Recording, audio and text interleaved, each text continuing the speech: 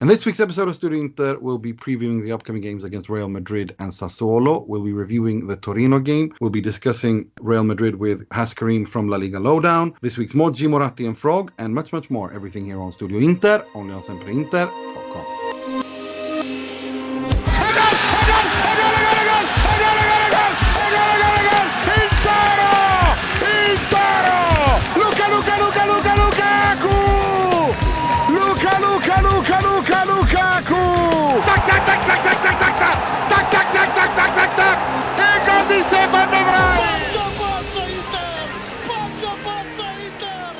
Benvenuti, bentornati to another edition of Studio Inter. We are back after the international break, and we are back with 3 points for Inter against Torino. But before we get into that, I'm going to introduce my panelists, starting with the SempreInter preview writer, Mr. Mohamed Nassar. How are you, Mo? I am very well, actually, very, very well, considering the result yesterday. So, ready to get into it. I'm with you. We're going to get into that because you and I have been talking a little bit about this on WhatsApp about the whole. I'm very positive. I've not been this positive about Inter and Antonio Conte in a very long time. I'm going to explain why. We're going to have a debate about that too. And we're also joined by our very good friend in London, Mr. William Beckman. Sorry, I'm just picking myself up the floor after you said that you were feeling positive about Antonio Conte. I haven't heard that well, for about 6 months. Ever, to be honest, because I've not had that much to be happy about since he took over, because he's just mainly pissed me off. No, but really. but I am, and I'm going to explain why. And we're also joined by our very good friend, Mr. Fulvio Santucci. Welcome back, Fulvio. It's always good to have you. Ciao, Nima. Ciao, everyone. Good to be here, especially after 3 points. I'm not used to that. Normally, I'm there. No, we are not used to three. We're not used to that at all because it's not been Inter haven't won that many games so far this season. And we have a very special guest. He is he's part of the La Liga Lowdown team, whose founder David Garrido we had last week. He's part of Prost Soccer, and he does a bunch of other stuff. Welcome, making his Studio Inter debut, Mr. Hassan Karim. Welcome. Really appreciate that lovely welcome, and it's great to be on here. It's nice to join you guys and contribute something to this great podcast. Thank you very much, man. We're very good. We're very happy to have you, as I said. And I wanted to start with, because I mean, you are not only a Real Madrid fan, but you also cover them quite a bit, and you're really knowledgeable on Real Madrid. I wanted to ask you a little bit about Real's situation because it is a little bit dodgy. From what we've understood, Sergio Ramos is out. It's 50-50 Karim Benzema. You've got a couple of other COVID players. So I wanted to briefly ask you, could you give us a situation on which players are available, which aren't, what the situation is, and how with Benzema, etc. From what I can remember, having recovered from my somewhat mental breakdown over this situation, it's been bad, man. Like every time we seem to just get a player look like they just kind of finding their groove, bam, the hit with something. So from what I understand, Benzema's touch and go at the moment. I understand he's solo training at the moment.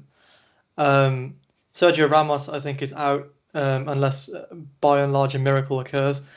I think Casemiro should be back by that stage. I know he's clear of his quarantine sort of period from suffering from COVID. Luka Jovic is out due to COVID, I think, off the top of my head. Other than that, I think the roster's pretty much as it should be. But I'm not holding my breath because, again, all throughout the season, every time we seem to just have a perfect full house, something happens. For sure. I'm going to hand you over to Mo. Did you have a question for Hass? Yeah, Hass, thanks for joining us. I just wanted to ask you, having seen the last match and possibly even having seen Inter play this weekend, what do you reckon is the scariest thing or the most threatening thing about Inter for the Real Madrid setup? Not Inter in a vacuum, in the particular context of the game. I think the bigger point that you guys have is Lukaku. He's always up for it in big games. And he brings a lot to the table. He's obviously got the physicality side of his game, but he's also quick off the mark and he's a lethal finisher. So of all the players in the Inter squad, obviously, he scares me the most. But the intensity that can come from Inter as well is, it's quite a scary thing. And Real don't tend to do well with teams that really put them under pressure, which we've seen Conte can bring to the table when he needs to. But saying that, and as you guys alluded to previously, Inter, like Real themselves, have been very topsy-turvy this season. So I really do think this is a game of who comes into it with still the most level. Right. Will, I'll hand you over to Will. Will, did you have a question for Haas? Yes. Hi, Haas. Thanks for joining us. I just wanted to ask again about this situation up front, because obviously if it is the case that Benzema and Jovic are both missing, I was just wondering if it was possible that maybe Zidane might try something a little bit different, or whether he'll just go with Mariano up front. He's got Hazard and Asensio and Vinicius, who could be, do some kind of a false nine scenario, or if you think it's just a pretty simple decision given the options available, because it's a little bit of a helping hand for us given our defensive problems at the moment. I did also notice that Real Madrid are likely to include Hugo Duro in their matchday squad, which I would say I'm really disappointed he's not a centre back with a name like that. But that just sort of gives you an idea of the problems they're having up front. And also, do you think a draw is a good result for Real Madrid? Yeah, it's a strange old situation up top for Real Madrid at the moment. Of course, Mariano Diaz, he scored at the weekend against Villarreal, but didn't offer much else. Isn't really an elite option. So to be honest, he is their choice for a reason, because that's kind of where he belongs. And as we mentioned before, Benzema, touch and go. Jovic is just, I think, in a quarantine period of COVID now. So I mean, whether Zidane he's famed for essentially throwing a curveball in there. So whether he even shifts the shape entirely, goes to a diamond midfield with two up front, with like a combination of Hazard and Vinicius up top or something crazy like that, wouldn't shock me. But it's definitely a problem, and I do think it's going to cause an issue, because given the situation in the group and how bad the start for Real has been so far, I think every game is essentially a must-win at this stage in time. So yeah, I'd definitely say they need 3 points given the state of the group.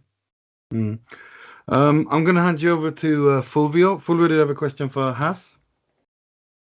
Yes, we talk about players that are out due to injuries, COVID, and so on and so forth. But Real Madrid bring back an important addition in the last game, I think. I'm talking about Carvajal. And since Inter seems to struggle with the side, do you see him as a key player for this game and for future game of Real Madrid? Absolutely, Carvajal's so vital for Real Madrid, especially for Zidane's system. Given that Ferland Mendy, who's in my eyes should be the undisputed starter, at least, and is, his offensive game isn't as attacking as obviously years gone by with Marcelo. So Carvajal kind of compensates for that, and he's a very good athletic player, getting up and down the field, and really helpful on that right flank. So him coming back is absolutely huge. He got an assist at the weekend, as you saw. So him coming back, it definitely is a massive plus for Real Madrid, given that he definitely helps out on that side of the defense, because outside of him, our options at right back are quite dire, to say the least. Alvaro Odriozola's so painfully average, it's untrue. And after him, I think the stand-in is Eder Militao, who's naturally a centre-back, can play in that position, but it isn't naturally his. And then after him, it's Lucas Vazquez, who's a right winger and isn't naturally suited to that position either. So Carvajal being there, and of course, one of the best in the world in this position, huge, absolutely huge. So, given the situation, how do you think this game will go? Do you think Real Madrid will pull one out, or do you think Inter going to win, or do you think it's going to be a draw, all things considered?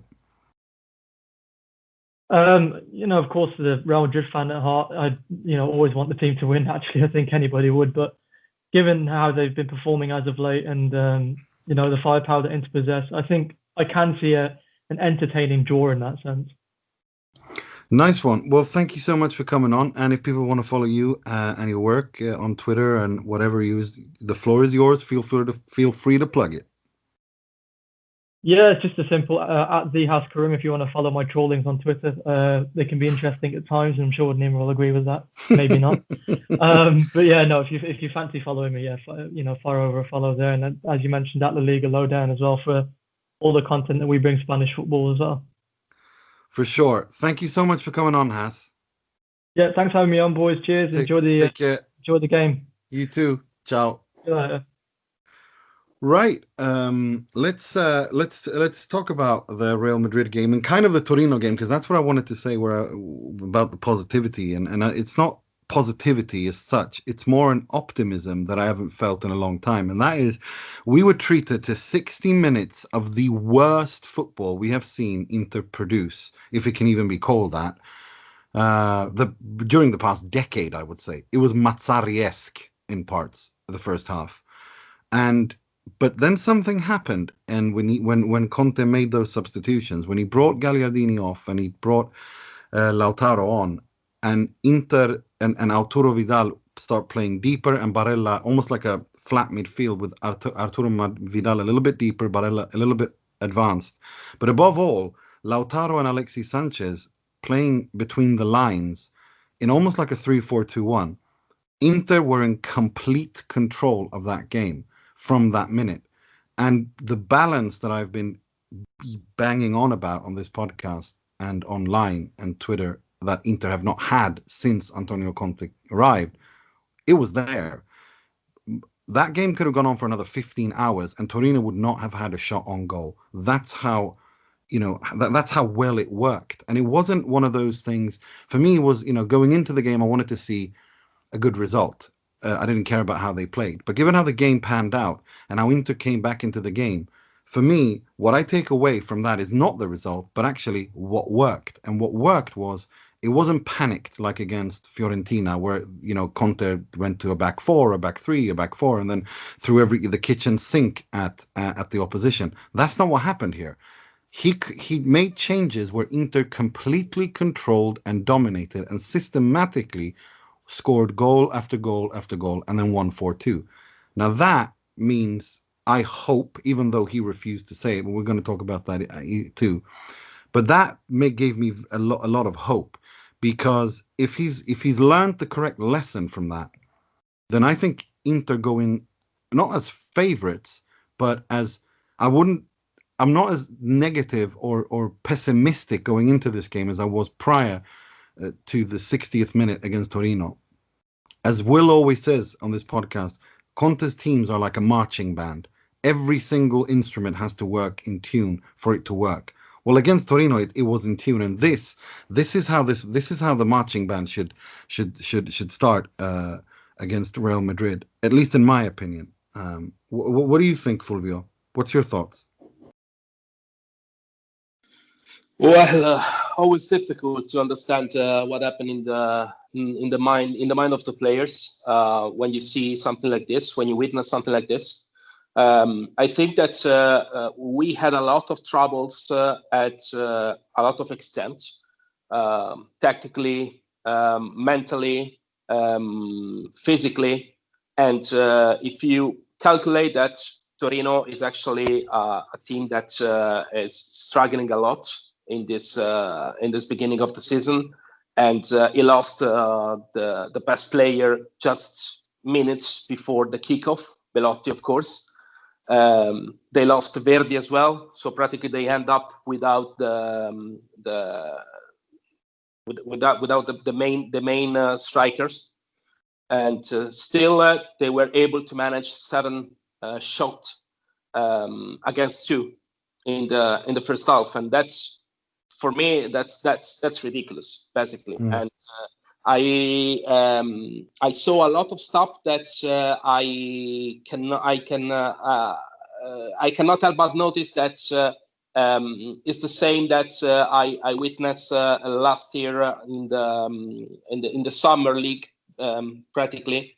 So that lack of deepness into the pitch, when you have like 30-40 meters of empty pitch between the defense and the midfield, and that's due to the positioning, especially Gagliardini is struggling to do that. But I think that the key of the comeback on this game were basically 2. You already said one of this, which was the substitutions.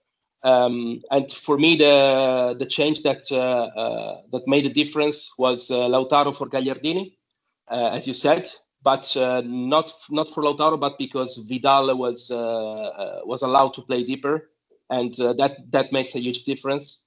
And for me, the other substitution that made a real difference was Skriniar for D'Ambrosio, because when Skriniar came in, it gave just what D'Ambrosio wasn't able to give, and freed as well Hakimi from this cage.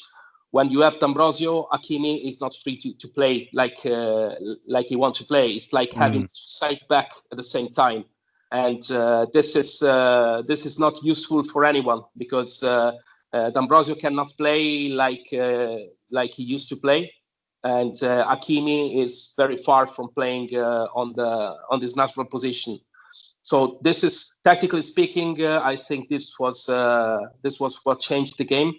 But I think that there's a component of mental relief as well, and that was from Sanchez's goal. I'm pretty sure that if that, or probably back in time, probably if Torino did not score the second goal, Inter wouldn't have won this game. And that's something worrying, because seems that we need to suffer a lot before having this wake-up call and come back into the game. But the click, I mean, the team just made the click when Sanchez scored. Like they thought, okay, we're able to score. Now let's continue. Let's do that. And this was incredible, because Sanchez scored, and after 30 seconds, Lukaku just hit the post, and after that, Lukaku scored. And all this the shots was originally ball from ball retrieved by Vidal, by Skriniar. So it was completely different. I think the click was mental. I'm pretty worried about that, because at this point of Conte's project, I expect this to be solved, and I expect the team to be in the pitch very sure, very confident, and I expect this to be different from what I see. But it is what it is, and this time went well. Of course, we cannot win like 15 or 20 games like this. That's for sure. So we need to produce something different. When we are not able to produce the marching band football that you're talking about, we need to find some different solution, or otherwise it won't be an happy story. Mo, where are you on this? Because when we were talking yesterday, I was saying that I was very happy about what I saw on the pitch after the 60th minute, and for those precise changes that Fulvio brought, because I thought, as they were playing almost as inverted wingers centrally, moving between the lines, allowing Barella and Vidal to dominate and dictate that midfield, which also freed up Hakimi and Ivan Perisic on the wings, which was brilliant. And allowed Inter to control the game, something that we've not seen that much. And obviously, a swallow does not a summer make. So we have to see if this is the real deal, or if it really was a click, or if it was just fluke, or even, and also if Antonio Conte is even open to the idea of changing. But having said that, he did kind of do this with Chelsea, didn't he? When he played 3-4-2-1 with Torgen, with Eden Hazard and Pedro and Diego Costa. So where are you on all of this, Mo? I don't know what to really say. I think both you and Fulvio covered the actual tactical mechanisms and changes very, very well. I love the metaphor of Hakimi being uncaged, because really the first half, or until Skriniar came, you could tell this guy was a fish out of water, to use another metaphor. I think I'm starting to think that balance, the balance that we've been talking about, maybe the missing puzzle had always been, like we had suspected, Vidal, and finding the right formation where Vidal can play the best, and then finding that midfield module.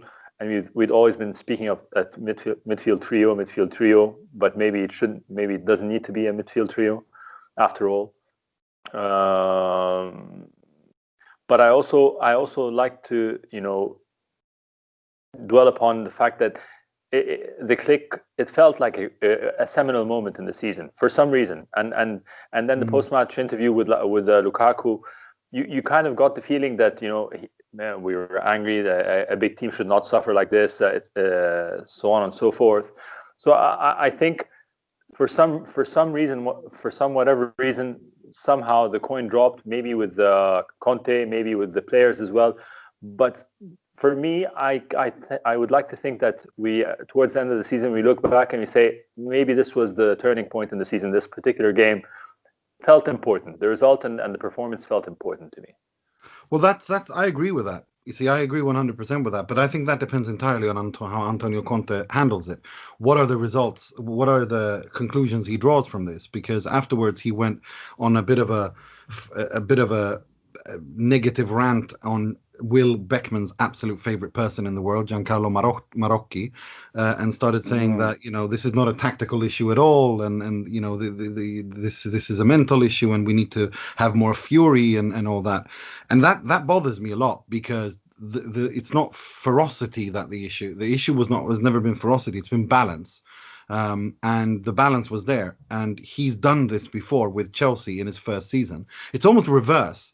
His first season at Chelsea is coming. If he changes, it's ironic, like as if his first season comes his second season at Inter, whilst his second season was his first season. You know what I mean? Like his second season at Chelsea was his first season at Inter, in terms of the arguing and the bitching and the moaning and complaining. So that could happen, but that depends entirely on him. I want to hear your thoughts on this, Will. First of all, I know you must have absolutely loved when Antonio Conte had a go at Giancarlo Marocchi, because that just makes you happy. But I want to hear your thoughts on what we've discussed so far. Yeah, I'd love to invite him on the pod if he's got a working Skype with a microphone. So you can berate him. Berate him. I wasn't actually watching that yesterday. I just got a WhatsApp message from our friend James Horcastle that just said Marocchi in capital letters. So I knew something had happened. No, well, the game yesterday. I think I want to believe that it's going to be a seminal moment, like Mo said, but we will only know that in the next few weeks if this turns into something more consistent. But if we're just taking this game on its merits and not projecting forward, the bottom line is, as I think it was Fulvio who said, if you play that game 10 or 15 times, you can only win it once or twice. That is not a sustainable pattern, and what we need at the moment, having dropped so many points and with so many games coming up, is some kind of sustainable approach to matches. That certainly wasn't it. I don't honestly believe that this new system that was being used in the final half hour yesterday is something that we'll see particularly often, not least because if you're playing Lautaro, Sanchez and Lukaku at the same time, you have nobody on the bench as far as offensive changes are concerned, because as we've seen, Antonio Conte doesn't really care for Andrea Pinamonti, no matter how promising he looks. So that's a problem going forward, that you're basically using all of your attacking options at once. And also let's remember that Sanchez is not going to be able to play 90 minutes very often. I think what we've seen in the first few weeks of this season suggests that he can do it every so often, but that he's probably at the stage of his career now where he's most effective in 30-minute bursts. So I fear that that's not a sustainable answer. It certainly worked yesterday. And, on our last podcast before this international break, we said that, honestly, Conte is the one who is paid the big bucks. So he needs to have an open mind. He needs to try different things. And he certainly tried something yesterday that we hadn't seen. So that's certainly a positive. But then why did the first hour happen? That really concerns me. I have to say, if I'm going to put my 2 cents in as terms of what sort of switched the game, I think it was mental as well. I thought it was very interesting what Fulvio said about the almost Torino's second goal being the moment that won into the match, because it was very, very similar in that sense to the Parma game, where after an hour of doing pretty much nothing, we go 2-0 down and then immediately get ourselves back into the game.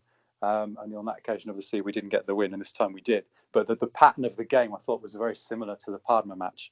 Who knows if that penalty had been given against Parma, maybe we would have been talking about pretty much this game a few weeks ago. So I honestly didn't see too much that was of much encouragement. I just hope that kind of comeback is kind of the electric shock that this team needs, because even with the structural and tactical and personnel problems that seem to exist, particularly in midfield, the biggest concern for me is still this kind of real flatness that you saw in the first hour. I still feel like something emotionally is not quite right with this team. It's kind of amateur psychologist to link it to Conte's sort of rather flat demeanour in his post-match interviews, because but I kind of can't help but wonder whether something's changed in him and whether that's rubbing off on the team. So that certainly was not a fear that was put to rest by that match against Torino. So in conclusion, yeah, we won, but I don't really take much more than that in terms of positives. I'm happy that you're positive, because when you're negative, Nima, you can be quite a juggernaut of pessimism. So I hope that that you're right. But no, I have to. I got to be honest. I'm neither pessimistic or optimistic. I'm just realistic and honest about what I see, and I call it. I have to interject here. No. Opinion. I have to. Yeah. I am just optimistic. I am not. I'm neither nor. Your Honor. No. I'm neither nor. I just say what I see. No. He's not saying that you're a pessimist. He says when you're pessimistic, you're a bit of a pessimistic juggernaut. There's a difference. I don't know. Yeah, fair enough. I'll allow it. But no, but seriously, what I mean is that for me, it's not been about the performances really or the results as much. It's more, last season, sure, football is a result sport, and at the end of the day, that's all that matters. But Inter have never really been balanced under Conte, and that's been a concern of mine, and I've raised it time and time again. And what I saw was especially the way that Marotta, the whole situation. Let's get into that as well. Christian Eriksen is going to leave Inter. There's no doubt about that. Now, when he leaves, and he will leave in January, how Inter handle that? Now, do they bring in Zdravko Kuzmanovic's Argentinian brother or twin, Leandro Paredes, which will force me to tilt? Or do they invest that money by bringing in Gervinho and Olivier Giroud and kick Pinamonti and bring in one more midfielder with the characteristics of someone like Locatelli? That is a different story altogether, and that will make me a very, very happy man, because if you're going to play this 3-4-2-1 that he played, Gervinho is perfect for that, because you need six, as Will said, you need Alexis Sanchez, because he can't play 90 minutes. So you're gonna have Perisic, Sanchez, Lautaro, Lukaku, Giroud, and Gervinho. Those 6 players cover all of those 3 positions, and you can rotate, which Conte loves to do, and which you have to do when you're playing this intensely. That's how I see it. Because as far as the Christian Eriksen thing is, I'm over it. There's no point. It didn't work out. No one, and he's not happy. Conte doesn't know how to use him. He doesn't know how to communicate with Conte. Something isn't working there, and it is what it is. Let's just move on, and everyone, wish everyone luck and bring in some money to it. But if you're going to bring someone like Paredes, who I literally cannot stand as a footballer, because I think I just don't see what it is. He was awful at Roma. He was awful at Zenit. He only plays in Argentina because lack of options. And at PSG, same thing there. He's not done much there either. He's a backup player, and that to me is like a Carini Cannavaro kind of idiotic transfer, which just pisses me off to even talk about. But so that's, as long as that doesn't happen, and also you already got Brozovic there. So what you're looking for is a midfielder who can give you some of the things that you don't have. And again, if this means that Vecino's probably going to leave as well, if this means that we'd never see Gagliardini on a pitch for Inter again, fine by me, because he does not work. He's not good enough, and he doesn't fit the system that actually worked against Torino. So that's how I view that in terms of the whole Christian Eriksen thing. As for the rest of it, it was sad. I think it could have worked with Allegri. It probably would have, but we don't have Allegri, and you got to deal with with what you have, and what we've got is Antonio Conte, and it's easier to get rid of Christian Eriksen than it is to get rid of Antonio Conte.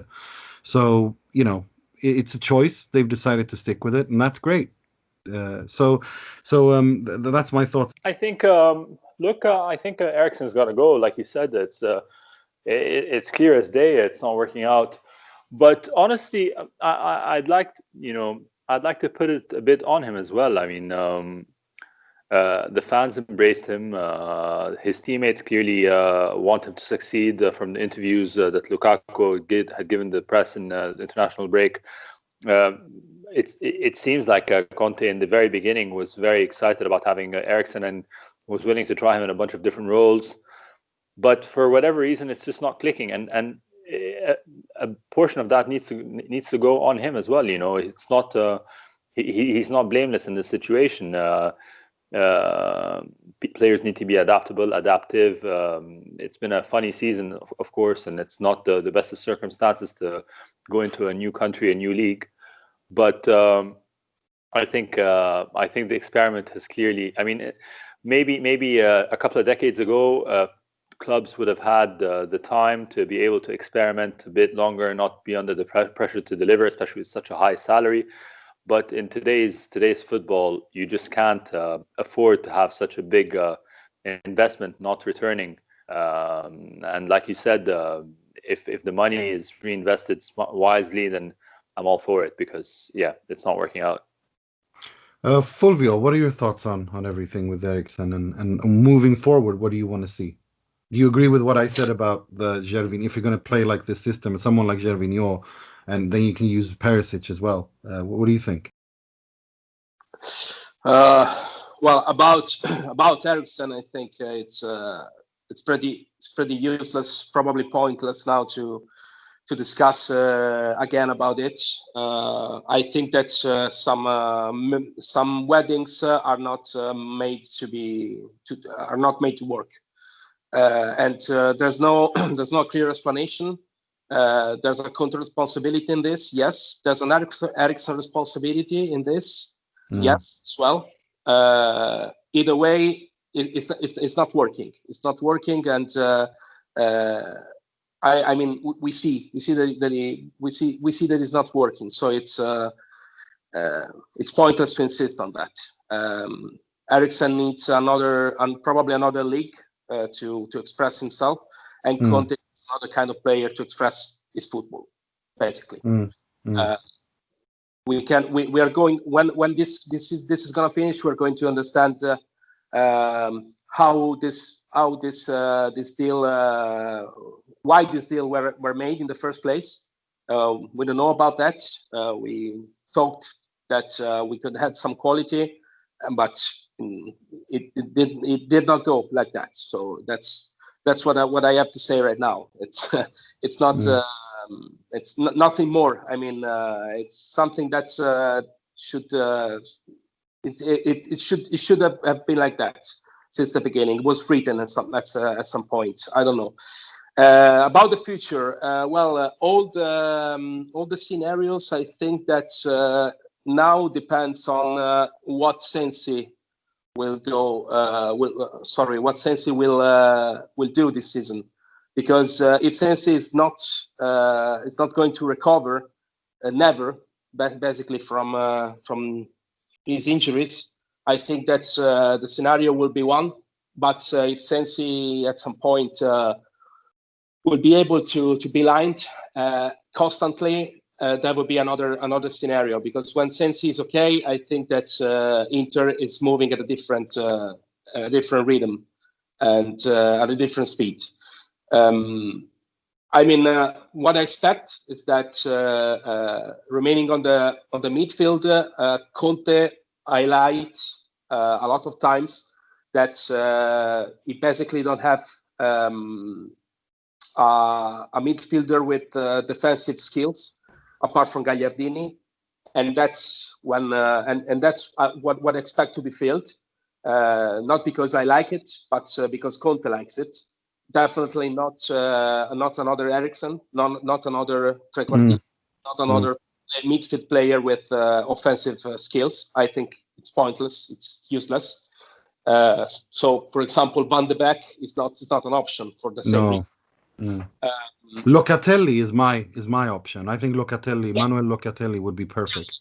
Why not? Yes, it's it's the kind of profile that actually I was expecting Inter to try do something for Locatelli during the summer session, but it wasn't like that. But I think that's one of the players that could interest Inter and could interest Conte. I mean, we were talking all the summer about Kanté, and this is what Conte wants. He wants a midfielder with defensive skills, because we need to align a new Gagliardini, which is way better than Gagliardini. Best. I think that's clear right now. About what is going on with the strikers, it's difficult to understand. Gervinho an option probably, but I'm not sure that Parma is going to get rid of him in January. I'm not sure about that. I think that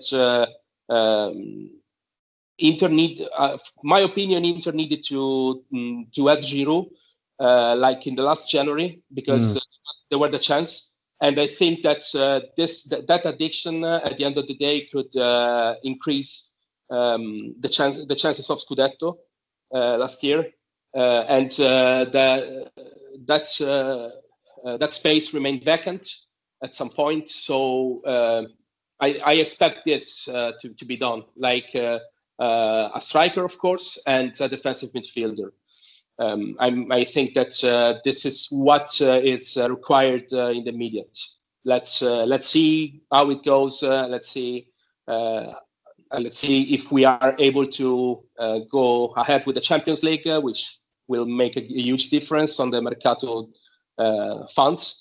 And let's see. But I think that the defensive midfielder and striker are the roles that are requested now. Agreed. Will, I want to hear your thoughts on the whole Eriksen thing, because I mean it's over now, isn't it? So as closing arguments, so it were. Yeah, Moratti pretty much confirmed that in his pre-match interview on Sunday. So for sure, that I think when we talk about Eriksen, it feels like we're talking about an ex-Inter player already, which is very sad. But look, clearly this hasn't worked. He wasn't Conte's request. Conte likes number 10s as much as Rodrigo Sacchi did. So it's not going to work, and he'll go away, assuming that there's an acceptable offer on the table. I don't think Inter are going to be sort of desperately pushing him out the door if someone comes along and offers €10. I don't think it's quite that bad, but yeah, that's certainly the most likely scenario at this point. I'm not entirely comfortable with the idea of getting rid of Eriksen permanently. Let's say that someone comes along and signs him permanently in January, when we have really no guarantee whatsoever over Antonio Conte's long-term future at this club. I hope that we don't get into a situation where we sell Eriksen, Conte leaves in the summer, and then the new manager asks for a number 10. Exactly. I want to pull my hair out. Exactly. But this is my worst fear, as I said last week. This is literally my worst fear. Yeah, and this was classic Inter, by the way. Classic Inter. Classic Inter. Classic. It'd be lovely Inter. So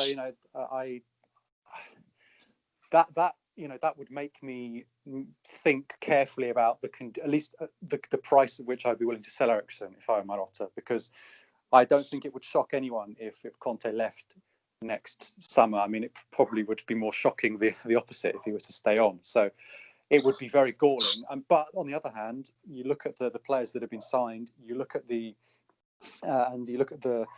way that Inter have gone all in on sort of trying to satisfy Conte's request as much as they could in a COVID-affected Mercato. It's clear that we are making a big push this season to try and win the league. So if getting rid of Eriksen frees up funds for somebody else to come in, complete the midfield puzzle, and push us towards the league, then maybe it doesn't matter as much.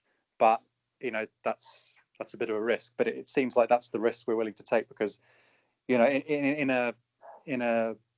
a financially difficult period for all Italian clubs, you can't really afford to have someone on Eriksen's wages just sitting on the bench. It doesn't make any sense. So I think the most likely scenario is what Fulvio said. A defensive midfielder comes in, possibly a backup striker, which would be very helpful indeed. And Eriksen disappears, and I'll sort of quietly take down my Christian Eriksen shrine that I erected in my bedroom in January, and I'll cross him out on the. As long calendar. as that replacement is not Leandro Paredes, I am fine, because that would if you think I'm a juggernaut of pessimism, that's a breeze. I'm a flowery child running down the meadows happily. Before if that will happen, because that is just.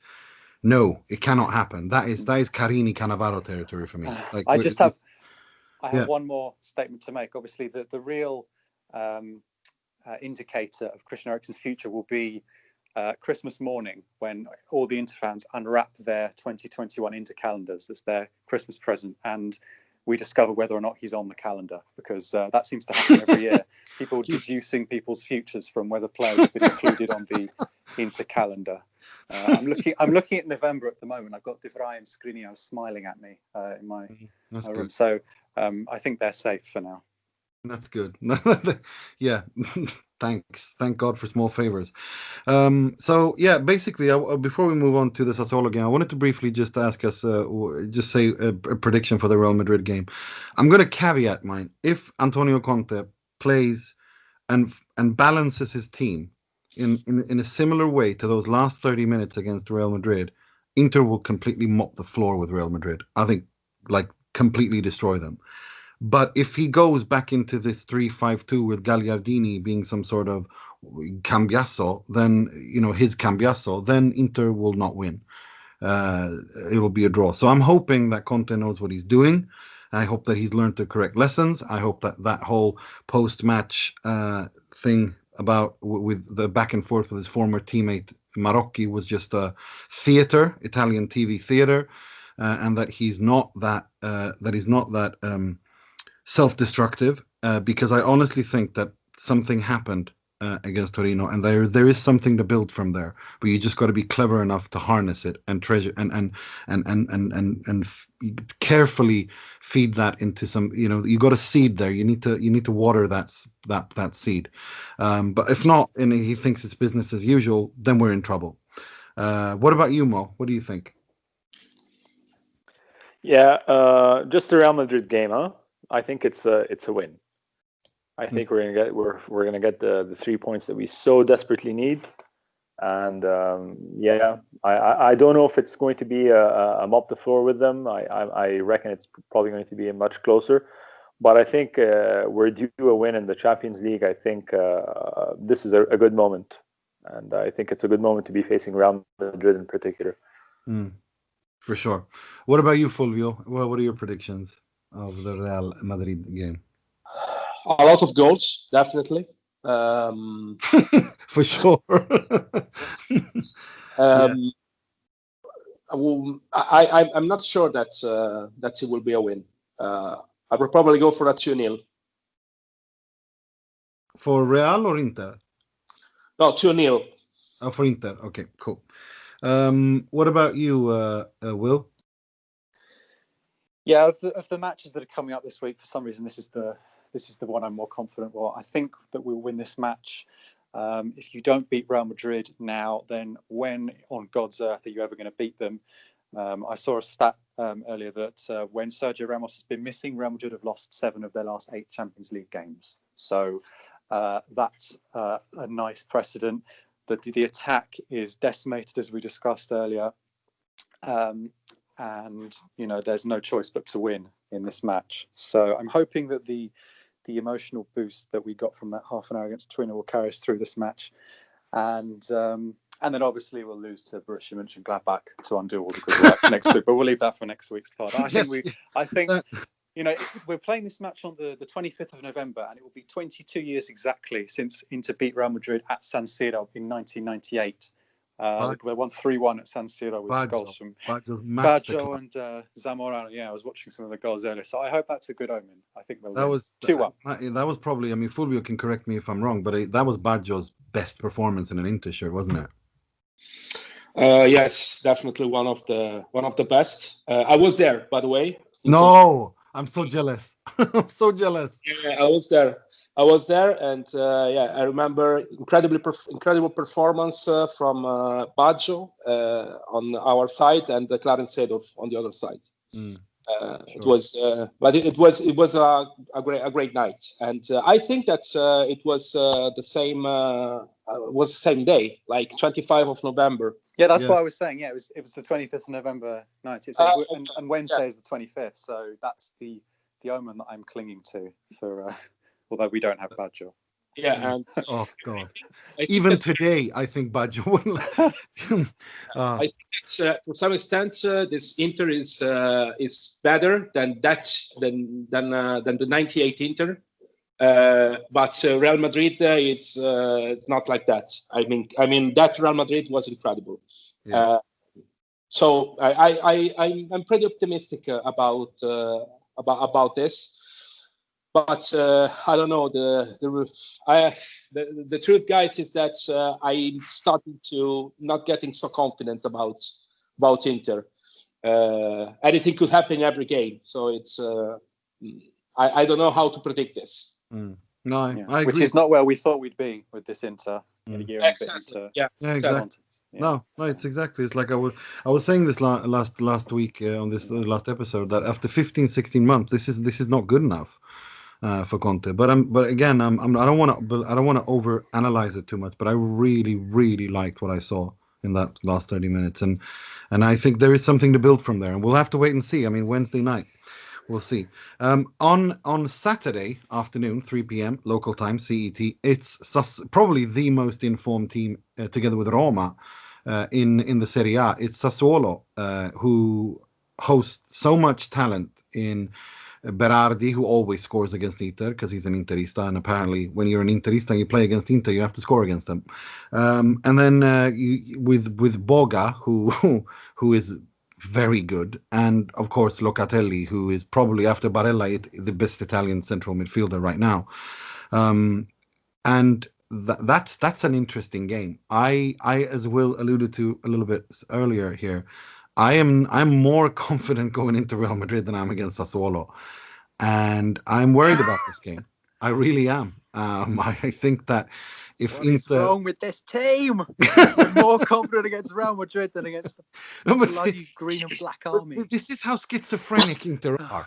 Like it is FC schizophrenia, and it is, it's not pazza, it's schizophrenia, and it's absolutely true, and I know you're all laughing because you know what I mean, but I'm worried about this. But I do think there's going to be goals to had in this game.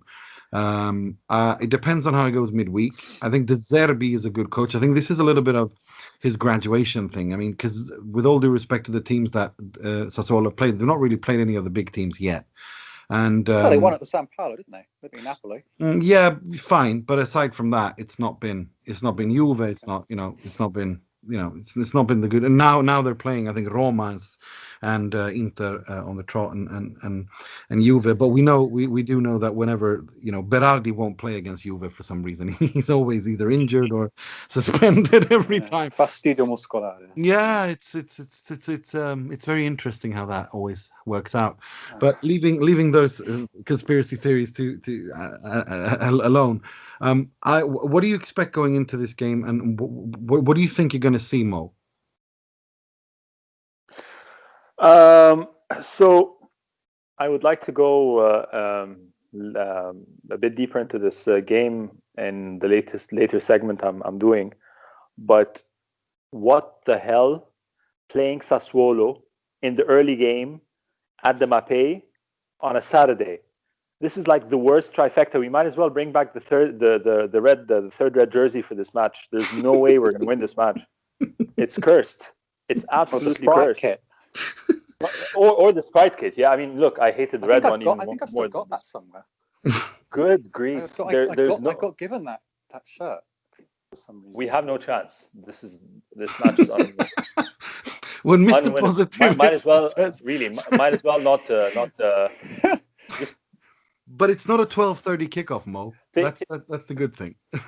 At least, yeah. I mean, it's silver linings. If it was a 12:30 kickoff, Inter would lose 5-0. Like, it's just Yeah. 2 red cards and penalties, and I don't know what. But Yeah. Mr. Positivity's positive spin this week is the kickoff time. No, not even. There's no positivity. Not even. There's no. we don't have a chance to win this game. This is an unwinnable match. There is no no two ways about it. The positivity is that we know we're going to lose, so we don't have to get stressed about it. So we don't be exactly. We're not going to be disappointed. We're not going to. And we're going to beat Real Madrid, so it's not going to really matter that much, So it's good, But this match, 3 points lost. I looked at the schedule, and he was like, that we're playing on Saturday. Like, it's Sassuolo, isn't it? What time on Saturday? What? The afternoon game? Okay. Fulvio, are you Mr. Positivity? Have you taken over from Mo this week, or are you also thinking that this game is unwinnable? Oh yeah, it's pretty unwinnable, I think. It's Sassuolo is a sad story, guys. It's the Mapei Stadium.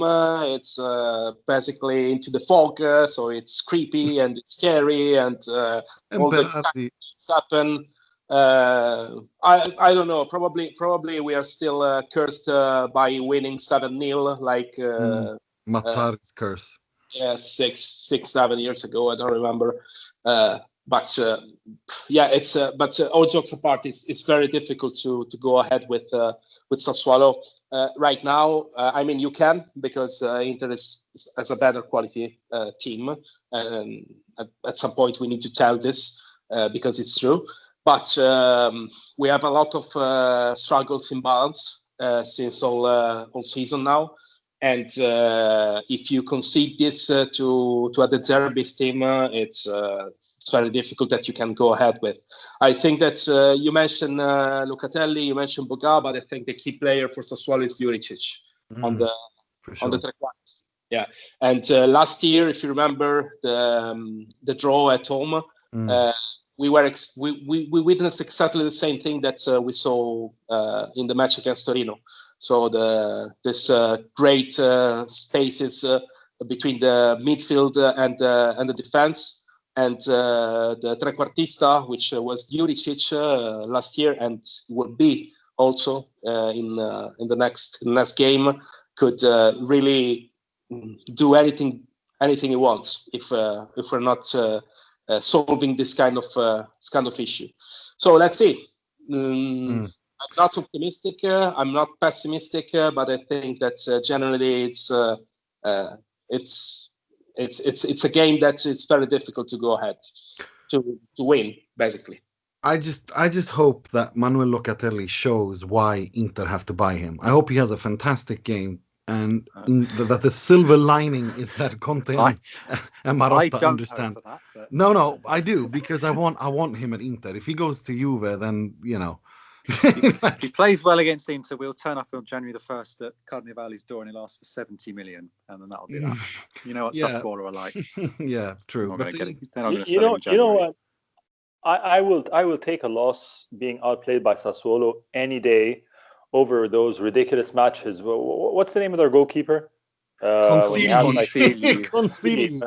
When Consigli channels in his inner Noia, and the crossbar seems to drop down a couple of inches. This is certainly not the match I want to watch. I really don't mind losing. I've given myself, I've surrendered myself to the loss.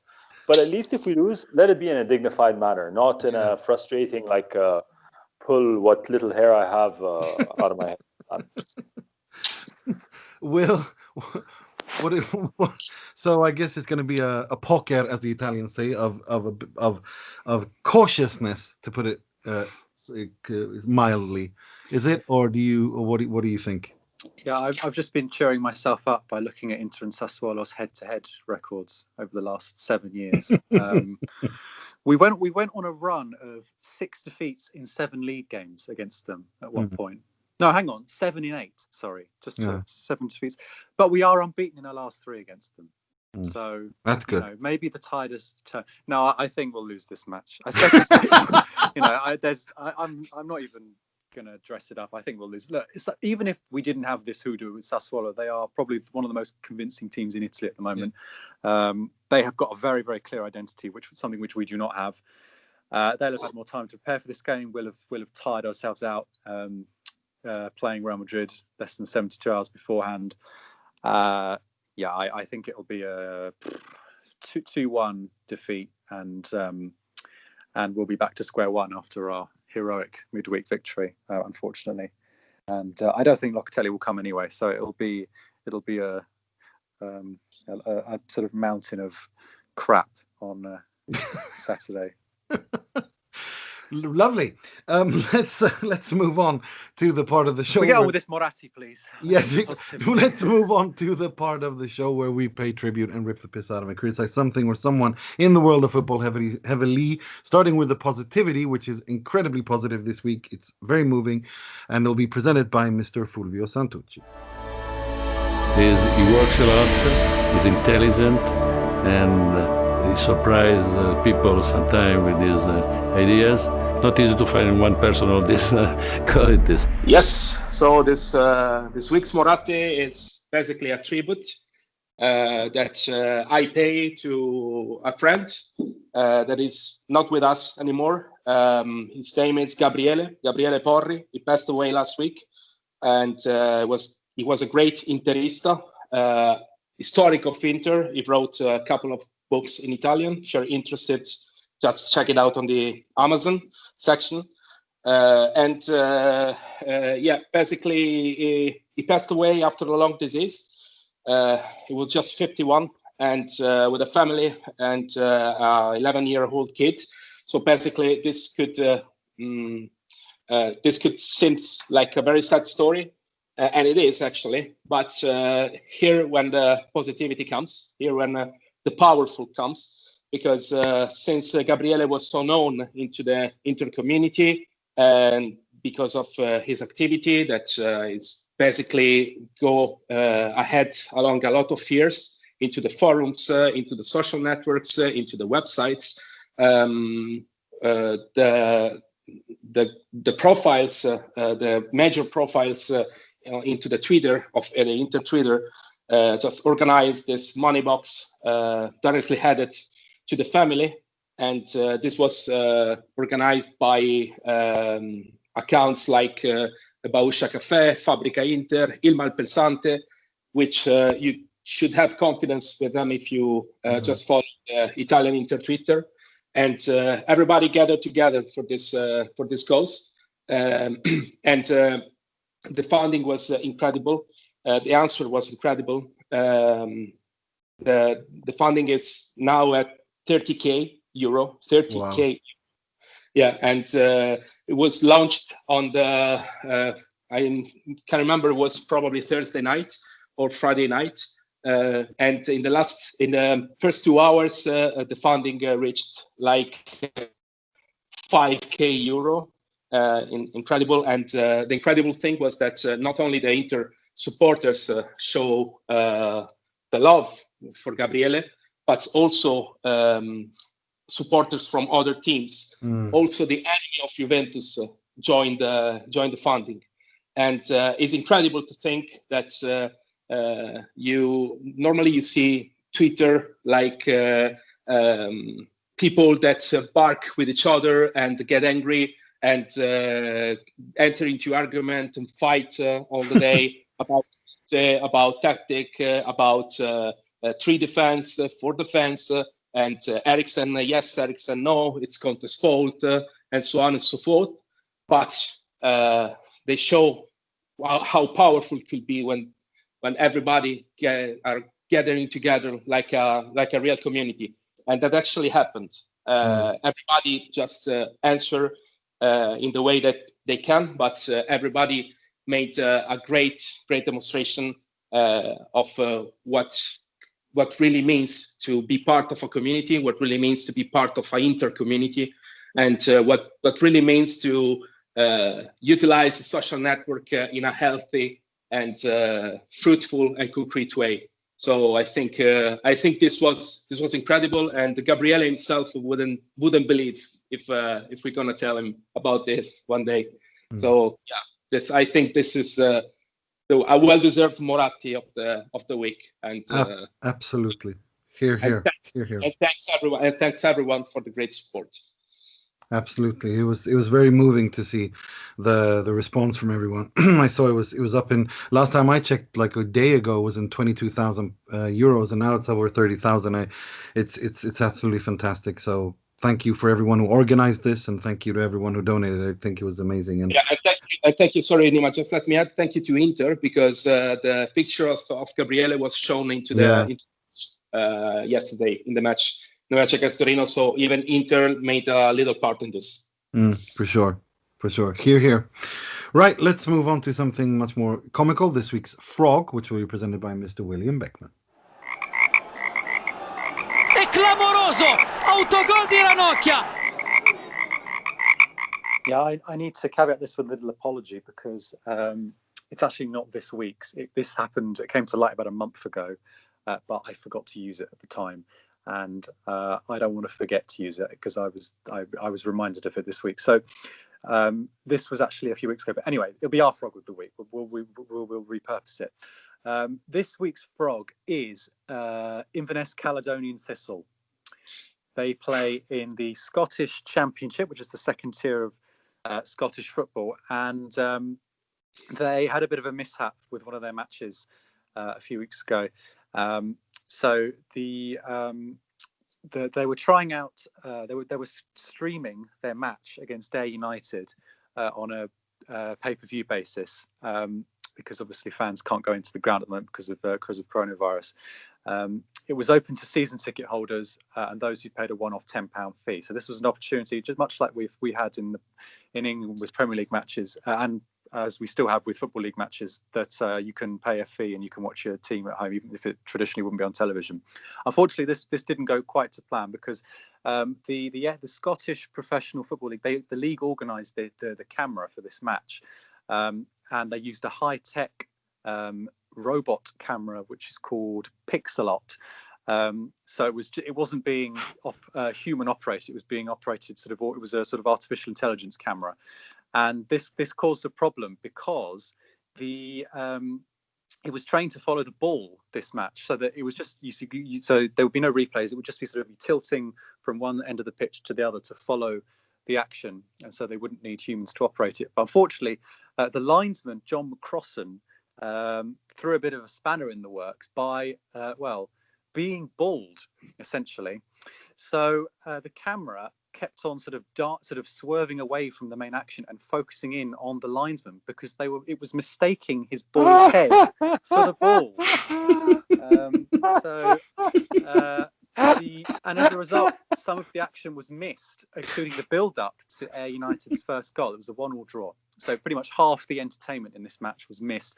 And so some angry fans came onto Facebook to vent their frustration at how their match viewing experience had been sort of compromised. Someone said, "Ditch the terrible automated camera and get a human to film our next match. Also, get any bald linesman to wear a hat or a wig in the future, as the automated camera thought his head was the ball too often." So they've started up a campaign to fit bald linesmen with hats and wigs. That's a shame for them. And I haven't actually found an update on this, but I'm assuming they fixed it since then. But this stream did have 1,600 people. So a few weeks ago, we had 1,600 angry football fans sitting down to watch their team, and instead they were getting a nice view of a man's bald head gleaming in the autumn sunshine. So this is the definition of a frog. Yeah, exactly. Right. Let's move on to something much more negative. This week's Moggi, which will be presented by Mr. Mohamed Nassar.